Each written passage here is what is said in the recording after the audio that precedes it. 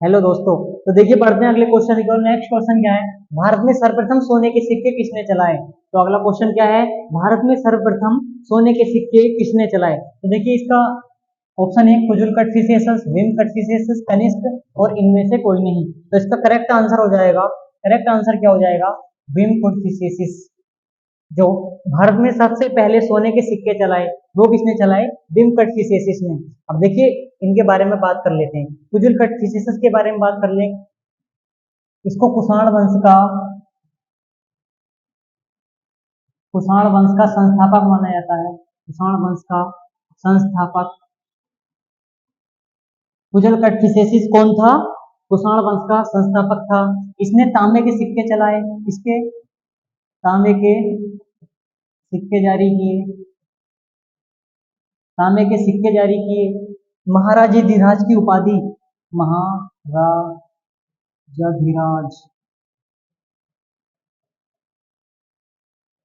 की उपाधि इसको मिली हुई थी।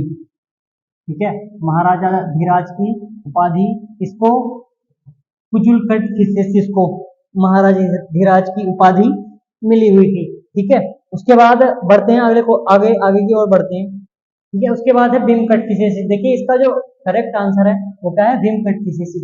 तो भारत में सोने के सिक्के किसने चलाए? विमकट फिसेसिस ने। कुजुलकट फिसेसिस के बाद गद्दी पर कौन बैठा? विमकट फिसेसिस बैठा था। ठीक है, और देखिए इसने कौन से सोने के सिक्के भारत में सबसे पहले सोने के सिक्के किसने चलाए?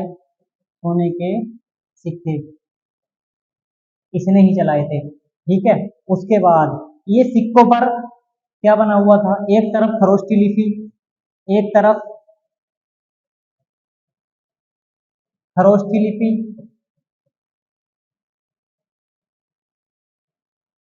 और दूसरी तरफ यूनानी लिपि, दूसरी तरफ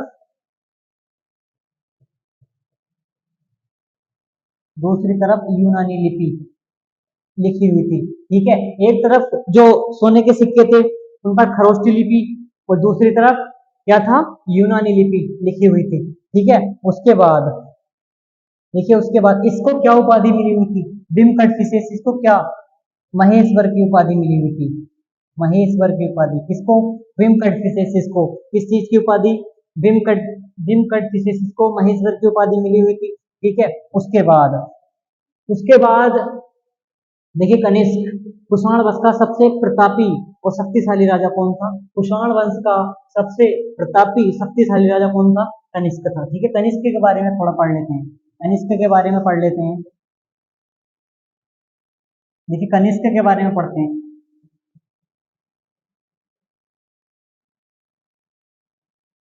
देखिए 78वीं ईस्वी में, सन 78वीं ईस्वी में, 78 ईस्वी में कनिष्क ने एक संवत जारी किया जिसको शक संवत कहा गया। शक संवत। 78वीं ईस्वी में कनिष्क ने एक संवत जारी किया जिसको शक संवत कहा गया, और इसी शक संवत का प्रयोग आज भारत सरकार करती है। भारत सरकार किसका प्रयोग करती है? कनिष्क द्वारा 78वीं सदी ईस्वी में चलाए गए शक संवत का प्रयोग करती है। ठीक है, उसके बाद क्या पढ़ते हैं? देखिए जो चौथी बौद्ध संगति हुई थी, चौथी बौद्ध संगति,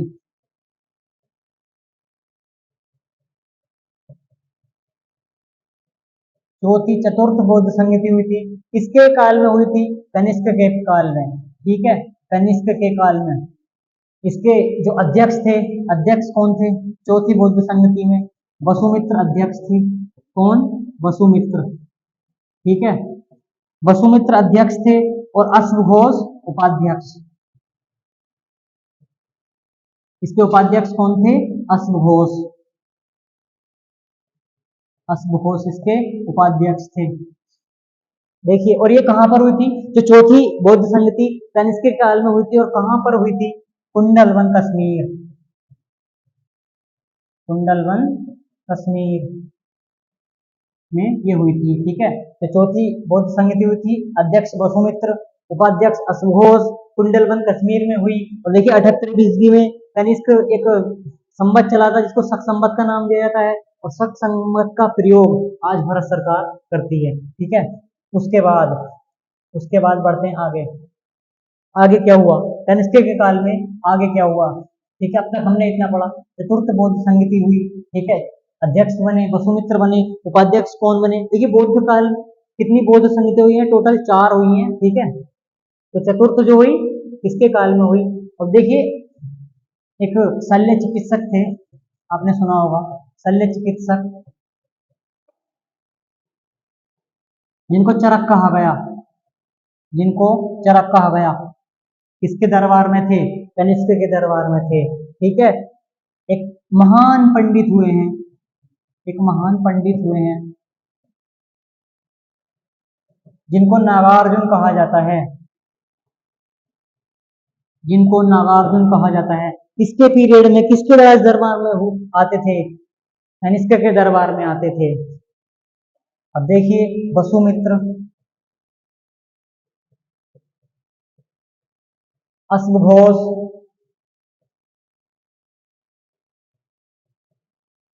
महान विद्वान थे, किसके दरबार में आते थे? कनिष्क के दरबार में। तो जिस राजा के दरबार में, जिस बादशाह के, जिस सम्राट के दरबार में चरक जैसे चिकित्सक हों, नागार्जुन जैसे महान पंडित हों और वसुमित्र अश्वघोष जैसे महान विद्वान हो, तो वो राजा महान कैसे ना होगा। ठीक है, अब बढ़ते हैं अगले क्वेश्चन की ओर। ठीक है, अगला क्वेश्चन क्या है? देखिए अगला क्वेश्चन क्या है, नेक्स्ट क्वेश्चन क्या है?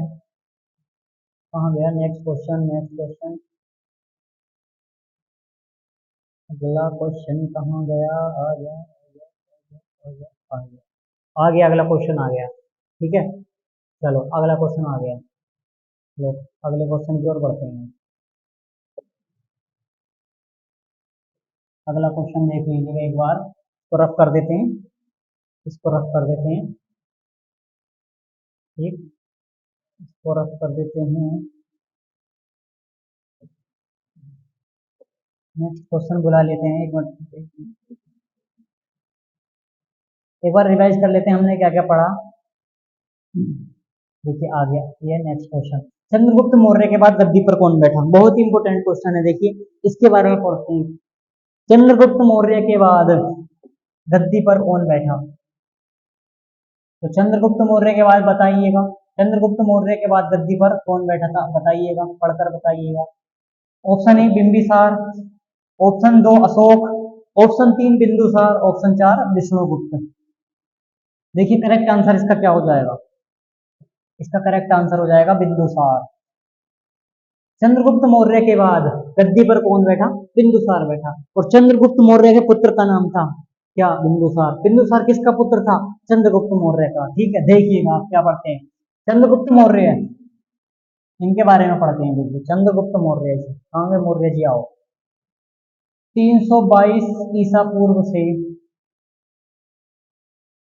322 ईसा पूर्व से 298 ईसा पूर्व तक किसका शासन रहा? चंद्रगुप्त मौर्य का शासन रहा।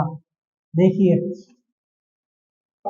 मौर्य वंश के संस्थापक, नंबर 1 मौर्य वंश के संस्थापक,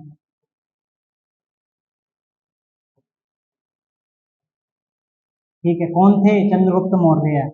ठीक है, मौर्य वंश के संस्थापक कौन थे? चंद्रगुप्त मौर्य। देखिए ये राजा कैसे बने? चंद्रगुप्त शुरू से कोई राजा नहीं थे, ना कोई वंश में मिला हुआ इनको राजघराना था, बल्कि इनको राजा बनाने का जो वजह हाथ माना जाता है वो सबसे ज्यादा किसका माना जाता है? अर्थशास्त्र के पिता, मतलब कौटिल्य, मतलब चाणक्य।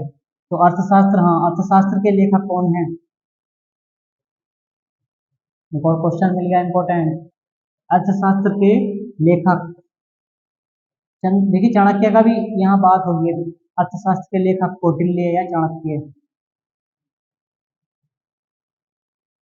चाणक्य। देखिए नंदवंश के बारे में सुना होगा, नंदवंश का एक शासक था धनंद, बहुत ही घमंडी राजा था। एक बार क्या हुआ, चाणक्य इनके दरबार में गए और इन्होंने भरे दरबार में चाणक्य की बेइज्जती की थी। तो चाणक्य ने अपनी चोटी खोल दी थी और कहा था कि जब तक मैं चोटी नहीं बांधूंगा, और मैं प्रतिज्ञा लेता हूँ तेरे दरबार में कि जब तक तुझे इस गद्दी से ना हटा दूंगा और तेरी जगह किसी योग्य शासक को ना बैठा दूं, तब तक इस चोटी को नहीं बांधूंगा। इतनी प्रतिज्ञा लेकर चाणक्य उसके दरबार से चले आए, और उसके बाद उन्होंने रास्ते में किसे देखा, चंद्रगुप्त मौर्य से मुलाकात हुई, तब उन्होंने उसको राजा बनने के लिए प्रेरित किया, चंद्रगुप्त मौर्य को। ठीक है, तो चाणक्य इसलिए, और प्रधानमंत्री भी थे इसके, चंद्रगुप्त मौर्य के प्रधानमंत्री थे चाणक्य। इनको कौटिल्य भी कहा जाता है, अर्थशास्त्र के लेखक भी हैं, अर्थशास्त्र के पिता भी कहा जाता है। ठीक है, देखिए उसके बाद क्या होता है। चंद्रगुप्त मौर्य 322 ईसा पूर्व से 298 ईसा पूर्व तक इन्होंने शासन किया। और देखिए एक उस वक्त ये सिकंदर के समकालीन थे। ठीक है, सिकंदर का जो एक सेनापति था, कौन, सेल्यूकस निकेटर, सेल्यूकस निकेटर, इसका सिकंदर का सेनापति।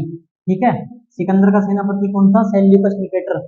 सेल्यूकस निकेटर को 500 हाथी उपहार में दिए थे, किसने, चंद्रगुप्त मौर्य ने। सेल्यूकस निकेटर को 500 हाथी चंद्रगुप्त मौर्य ने उपहार में दिए थे, प्लस 4 प्रांत भी उपहार स्वरूप सेल्यूकस निकेटर को दिए थे। इसी वजह से, इसकी बदौलत सेल्यूकस निकेटर की एक पुत्री थी, क्या नाम था, हेलेना। क्या नाम था, हेलेना। सेल्यूकस निकेटर की एक पुत्री थी, क्या नाम था, हेलेना, जिसका विवाह चंद्रगुप्त मौर्य के साथ किया।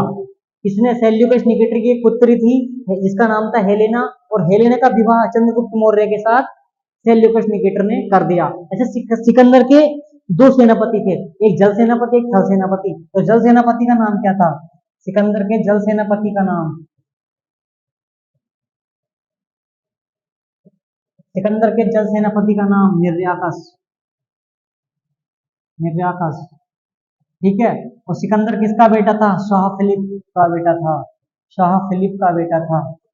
सिकंदर किसका बेटा था, शाह फिलिप का बेटा था। ग्लेन फिलिप मत मान लेना इसको कभी, न्यूजीलैंड का प्लेयर ग्लेन फिलिप समझ लो, ये शाह फिलिप का बेटा था।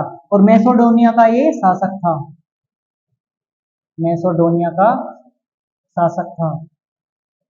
देखिए ऐसा माना जाता है कि सिकंदर की जो माँ थी वो एक जादूगरनी थी, और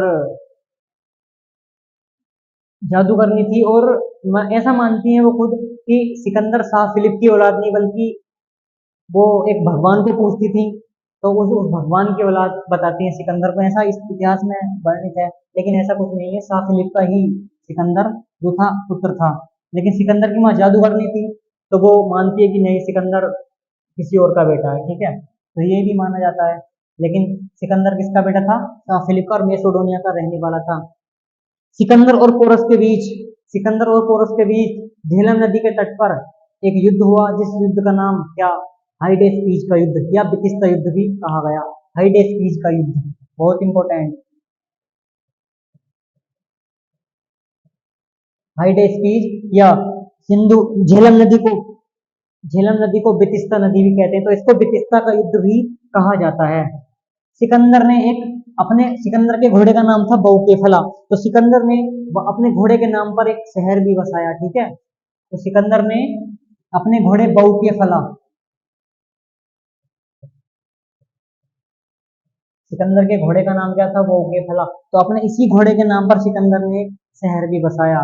और इसकी सेना ने भारत में युद्ध लड़ने से इनकार कर दिया था, क्योंकि इसकी सेना थक हार चुकी थी, और युद्ध लड़ने से मना कर दिया था, तो सेना वापस लौट गई थी। और केवल 33 वर्ष की अवस्था में, केवल 33 वर्ष की अवस्था में सिकंदर की डेथ हो गई, और उसको कहाँ, बेबीलोन में दफनाया गया। कहाँ दफनाया गया, बेबीलोन में दफनाया गया। अपने वतन भी वापस नहीं लौट सका, और बेबीलोन में सिकंदर का दफन कर दिया गया। ठीक है, लेकिन हम पढ़ रहे थे क्या, हम क्या पढ़ रहे थे, बैक आते हैं अपने टॉपिक टॉपिक पर। हाँ, सेल्यूकस निकेटर की बात चल रही थी। चंद्रगुप्त मौर्य ने सेल्यूकस निकेटर को 500 हाथी उपहार में दिए, उसके बदले सेल्यूकस निकेटर ने अपनी पुत्री हेलेना का विवाह चंद्रगुप्त मौर्य से कर दिया। इसके बाद क्या है ऑप्शन में अगला, बिंदुसार। ठीक है, बिंदुसार, हमने बिंदुसार पढ़ते हैं, बिंदुसार, क्योंकि जो चंद्रगुप्त मौर्य के बाद गद्दी पर कौन बैठा, बिंदुसार बैठा। ठीक है, बिंदुसार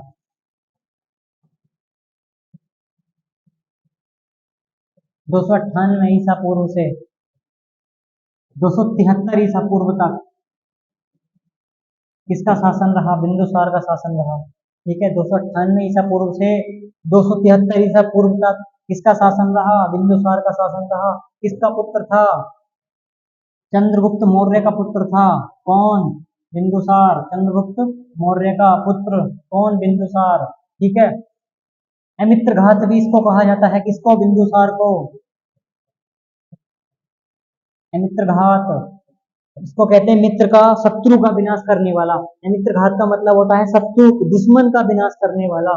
या अमित्र केटस भी इसको कहते हैं। ठीक है, क्या? अमित्र केटस। अमित्र केटस भी इसको कहते हैं। या सीमसेन भी इसको कहते हैं।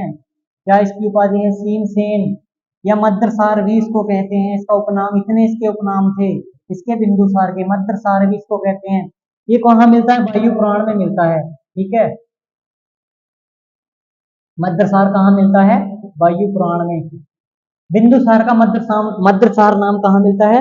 वायु पुराण में। ठीक है। उसके बाद शासन पर कौन बैठा गद्दी पर? उसके बाद बैठा महान राजा कौन? अशोक। कहाँ गए अशोक? ये आए अशोक। उसके बाद गद्दी पर कौन बैठा? ये अशोक। अशोक बैठे। ठीक है, चलिए अशोक की ओर बढ़ते हैं।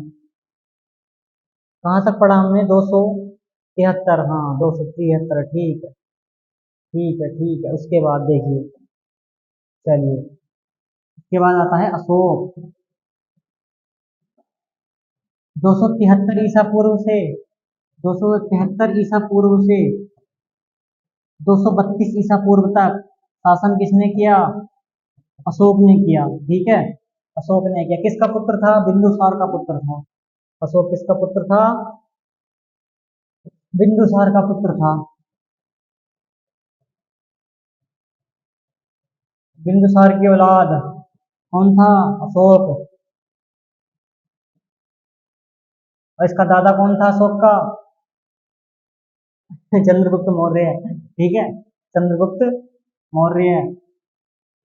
चलिए, 273 ईसा पूर्व से 232 ईसा पूर्व तक अशोक का शासन रहा। देखिए, ऐसा माना जाता है अपने शुरुआती जीवन में अशोक बहुत ही क्रूअल, मतलब निर्दयी और बहुत ही खतरनाक टाइप का एक राजा था। बहुत ही क्रूर और निर्दयी राजा था अशोक। ऐसा माना जाता है, जो बुद्ध ग्रंथों में शामिल है, ऐसा अनुसार, बुद्ध पुराणों के अनुसार ऐसा है कि इसने अपने 99 भाइयों को मारकर, अशोक ने अपने 99 भाइयों को मारकर गद्दी पर बैठा था। अब खुद अंदाजा लगाइए कि जो अपने 99 भाइयों को मारकर गद्दी पर बैठा हो तो कितना खतरनाक राजा होगा। लेकिन लेकिन अपने राज्याभिषेक के 8 साल बाद, राज्याभिषेक के 8 साल बाद अशोक ने कलिंग युद्ध जीत लिया। अशोक ने कलिंग युद्ध जीता। और इस युद्ध जीतने के बाद, कलिंग युद्ध ही इसके जीवन का सबसे महत्वपूर्ण घटना थी। इस युद्ध जीतने के बाद अशोक का हृदय पूरी तरीके से बदल गया।